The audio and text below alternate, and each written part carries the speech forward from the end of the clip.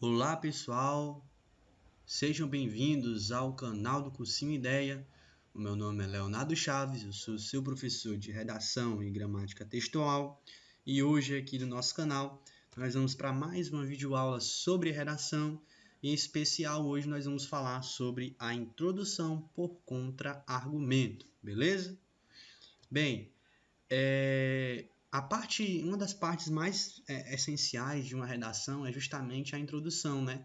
Ela tem a função e o objetivo de justamente introduzir, de fazer com que o seu leitor se contextualize no seu texto, na sua dissertação argumentativa e, consequentemente, na sua tese, no seu posicionamento, né? Na maneira como você organiza o seu texto também, né? Tudo isso fica muito visível e perceptível já na maneira como você escreve a sua introdução, né? Quem já trabalhou com correção sabe disso. Já ali nas primeiras linhas, a gente consegue perceber, né, como o aluno, né, organiza a sua condução textual na redação. Por isso, é necessário que a gente saiba, né, como fazer uma boa introdução, tendo em vista os parâmetros que são exigidos pelo Enem. De modo inicial, e é primordial isso, para escrever uma boa introdução, você tem que compreender, tá certo? Tem que compreender a proposta de redação. Então, se você tem uma redação que fala sobre um determinado tema, é interessante que na sua introdução, você apresente ali uma acessão, né, um conjunto de informações, já que a gente está falando da dissertação, né, que tem a ver com a temática tratada naquele tema. Então, mostrar a compreensão da proposta de redação é totalmente relevante. Aí você me pergunta, professor, como eu faço isso? É justamente a partir desse segundo passo, né, da proposta aí de como fazer uma boa introdução, identificando as palavras centrais do tema proposto para parafrasear e apresentar o tema em sua introdução. Então, você lê ali as propostas dos textos motivadores, tá certo?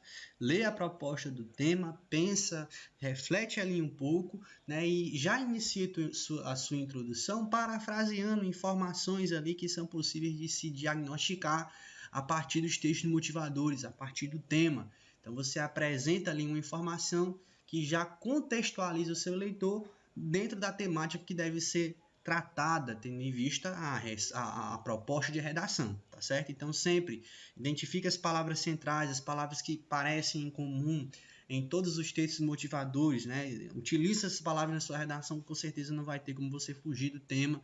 E já na introdução, né, às vezes a fuga do tema já fica muito clara, então não fuja do tema na sua introdução, tá certo? Isso é muito importante. Além disso, uma boa introdução ela precisa apresentar já de cara o seu posicionamento. É muito comum nós escrevermos e muitas vezes lermos algumas redações aqui dos nossos estudantes do cursinho, né, os estudantes iniciais, em que eles apresentam na introdução muitas informações e não apresentam realmente o seu posicionamento de fato. Né? Ali não tem ali o posicionamento. Olha, eu defendo isso, isso é o problema, isso deve, entende? Nesse sentido. Então, apresente o seu posicionamento sempre. Né? Para você fazer isso, pessoal, existem diversas maneiras de construir uma introdução.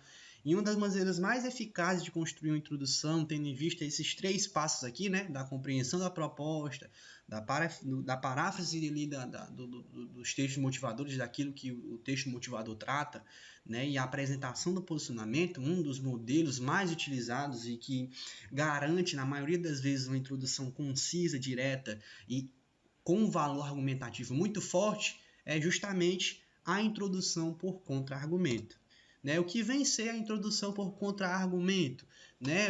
A introdução por contra-argumento ela consiste em apresentar argumentos favoráveis e contrários para defender um ponto de vista. Né? Aí você se pergunta, professor, favorável e contrário, como assim? Isso não vai ser uma contradição?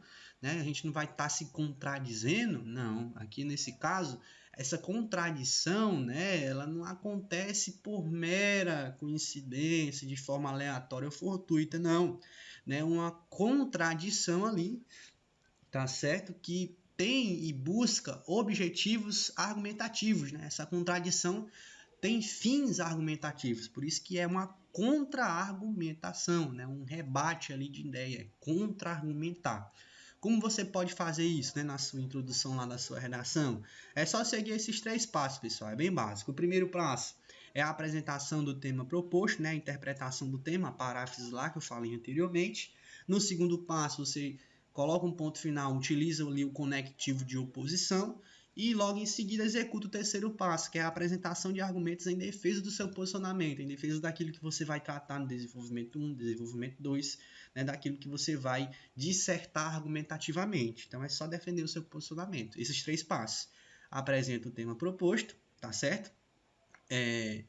Usa o conectivo de oposição e apresenta logo em seguida o seu posicionamento, né? Em termos de conectivo de oposição, você pode utilizar vários, como mais, o contudo, entretanto, todavia, porém, no entanto, que é o mais recomendável, o mais utilizado, um embora, o conquanto, apesar de que, um ainda que, tá certo? A introdução por contra-argumento, ela é um estilo de introdução muito fácil de você decorar e de você praticar e que com certeza vai garantir para você boa pontuação se você executá-lo da maneira correta, beleza? Então, vamos ver na prática como funciona a contra-argumentação e como a gente pode fazer aí nos nossos textos, né? Nós vamos tirar aqui como exemplo redações nota 1000, tá certo? Do Enem aí para vocês entenderem. Ó.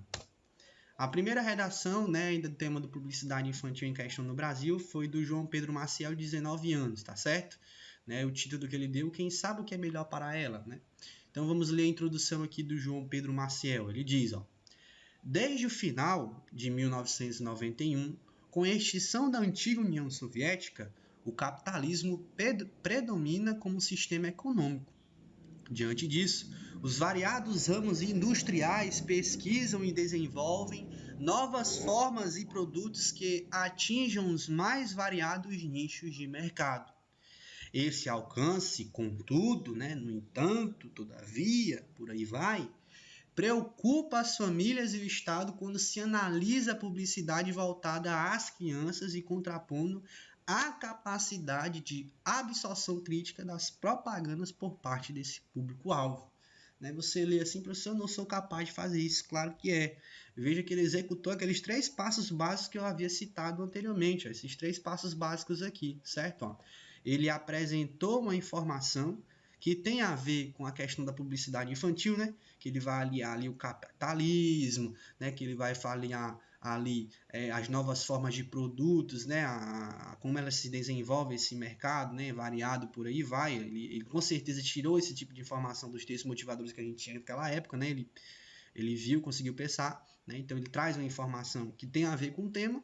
Logo em seguida ele contradiz essa afirmação, né, e contradiz de forma argumentativa. Ele diz, esse alcance, contudo, né, preocupa as famílias e o Estado. Se a gente observar a publicidade voltada às crianças, né, tendo em vista essa questão da absorção crítica que ela tem da propaganda, né, no público infantil. Então ele já traz ali o seu posicionamento. Olha, o capitalismo fez isso, aquilo todo, beleza, e os ramos industriais procuram diversas formas de desenvolver ali seus nichos de mercado. Só que existem problemas nisso, incluindo, né, essa questão aí da capacidade da absorção crítica das propagandas por parte da criança. Né? Isso aqui é a contra-argumentação, e isso é muito bom. Né? Vamos ver mais um exemplo. Ó. No mesmo caso, o tema é novamente a publicidade infantil, a redação é do Carlos Eduardo, lá do Rio de Janeiro. Né? Ele vai dizer, ó, é comum vermos comerciais direcionados ao público infantil, com a existência de personagens famosos, músicas para crianças de parques aquáticos. A indústria de produtos destinados a essa faixa etária cresce de forma nunca vista antes. Ponto final. No entanto, todavia, por aí vai. Tendo em vista a idade desse público, surge a pergunta: as crianças estariam preparadas para o bombardeio de consumo que as propagandas vinculam? Vixe, aí você pergunta, pô, professor, ele aqui no final fez uma pergunta, isso é recomendável? Fazer essa pergunta assim? Vejam só que isso aqui é uma pergunta que tem fins argumentativos, né? Nos estudos aí da retórica, a gente vai conhecer esse tipo de pergunta como uma pergunta retórica, né? Que ele faz essa pergunta, mas tendo em vista ali, né, insinuando determinados posicionamentos, né, a respeito dele, daquilo que ele pensa. Então, mais uma vez, aquela mesma estrutura, agora só que com a pergunta no final, que também é muito recomendável e interessante. Ó. Ele inicia apresentando uma informação que tem a ver com o tema, publicidade infantil. Ele inicia, ó, é comum vermos comerciais direcionados ao público infantil, né, a existência de personagens, as indústrias de produtos, né, sobre essa faixa etária vai crescendo. Isso é beleza, isso é verdade, isso tem a ver com o tema. No entanto, Tendo em vista a idade desse público, né, que são as crianças, surge a pergunta: as crianças já estariam preparadas para o bombardeio de consumo que as propagandas veiculam? Olha aí a pergunta retórica, né? Olha aí como ele contra-argumenta. Ele contra-argumenta através da pergunta, tá certo? Mas é aquela mesma estrutura. A apresentação da informação, o conectivo e a defesa do ponto de vista, né? Porque quando ele pergunta isso, ele está assumindo um posicionamento, né? De que as crianças não estão preparadas, ou muito pouco preparadas para esse bombardeio de informações, certo? Ele deixa claro esse posicionamento dele. Mais na frente a gente tem outro exemplo de introdução aqui, bem mais curto, mas que não deixa de estar atrelado àquela estrutura de contra-argumento que eu falei anteriormente. Ó. O tema é Desafios para a Formação Educacional de Surdos no Brasil. Essa redação foi nota 1000 de 2017, dos Marcos Vinícius. Ó. Ele vai dizer: no Brasil, o início do processo de educação de surdos remonta ao segundo reinado. Veja, mais uma vez, a informação que tem a ver com o tema, né, que parafraseia o tema. Ele diz, ó, no entanto, esse ato não se configurou como inclusivo, já que se caracterizou pelo estabelecimento de uma apartheid educacional, ou seja, uma escola exclusiva para tal público, segregando dos que seriam considerados normais pela população. Mais uma vez, aquela mesma estrutura. Ele apresenta a informação que tem a ver com o tema, usa o conectivo e defende o seu posicionamento. Né? Ele diz que, ó, beleza, o início do processo de educação remonta ao segundo reinado. Só que esse tipo de educação dos surdos aí não é uma coisa inclusiva, ó, não se configurou como inclusiva. Né? E a partir daí ele defende o seu posicionamento. Mais uma vez, uma introdução por contra-argumento e uma nota 1000. No outro tema, a gente vê aqui uma introdução mais bem elaborada, mas que não deixa de seguir aquela mesma estrutura. É o tema da pertinência da violência contra a mulher, lá do Enem de 2015, né? uma redação escrita pela aluna Cecília Maria Lima Leite. Ó. Ela vai dizer: historicamente, o papel feminino nas sociedades ocidentais foi subjugado aos interesses masculinos e tal paradigma só começou a ser contestado em meados do século XX, tendo a francesa Simone de Beauvoir como expoente. Ele apresenta ali, ela apresenta a informação geral, né, que tem a ver com o tema. Aí continua, ó, com um conectivo, né, de oposição. Conquanto, que não é um conectivo muito conhecido, você pode utilizar. Ó, conquanto tenham sido obtidos avanços no que se refere aos direitos civis, vírgula, a violência contra a mulher é uma problemática persistente no Brasil, uma vez que ela se dá, na maioria das vezes, no ambiente doméstico. Essa situação dificulta as denúncias contra os agressores, pois muitas mulheres temem expor questões que acreditam ser de ordem particular. Vejam só, ela defende que todo um posicionamento, né, uma coisa ali bem embasada, mas que não deixa de negar e de estar inserida dentro daquele modelo de contra-argumentação que eu passei para você anteriormente, certo? Mais uma vez, ela tem a apresentação da informação que tem a ver com o tema. Às vezes, essas informações estão no texto motivadores ou se alinham, né, ao seu conhecimento enquanto repertório mesmo seu, pessoal, com aquilo que você viu no texto e você lembra. Então, a paráfrase ali que tem a ver com o tema, né? Quando você tem uma redação, né, que o tema trata sobre a pertinência da violência e você inicia falando sobre o papel feminino nas sociedades ocidentais, citando inclusive a Simone ali, né, a francesa Simone de Beauvoir, né, isso já é uma coisa, né, que mostra que você está inserido dentro do tema. Então, ela cita, olha, isso aqui aconteceu. No entanto, né, apesar, né, que tenham sido obtidos avanços no que se refere a direitos civis, a violência ainda é uma problemática persistente no Brasil. Né, e aí, a partir disso, ela defende esse posicionamento dela. Olha, teve aquela questão lá, né, dos interesses masculinos sobre os interesses femininos, né, e apesar, né, de termos tido avanços no que se refere aos direitos civis entre homens e mulheres, a violência continua a mesma, tá certo? Ainda é persistente. Então, né, ela defende ali o seu posicionamento, inclusive de forma muito concisa, né? Então, vejam aí, pessoal, que existem diferentes modos de você fazer uma contra-argumentação, seja de uma maneira mais normal, seja de uma maneira mais curta, por meio de uma pergunta, né? Seja de uma maneira bem objetiva, seja de uma maneira mais bem elaborada, mas dentro dessa estrutura, com certeza, você vai conseguir bons resultados, tá certo? Então, basicamente, em termos gerais, né, passando mais à frente, a estrutura base é essa.